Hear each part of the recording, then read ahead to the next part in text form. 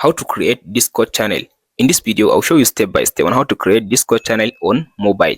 So the steps are so simple to follow. After you open your mobile phone, tap on this plus icon. After you tap on this plus icon, now you can go ahead and create your own, or you can use template in this option now.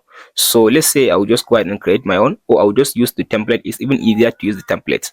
So my own is for my community or for my friends. I'll choose this one.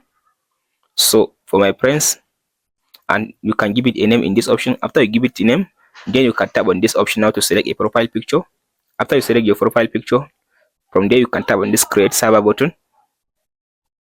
So now you can copy the link. Here is the link of your Discord channel. After you copy the link, you can tap on this done button.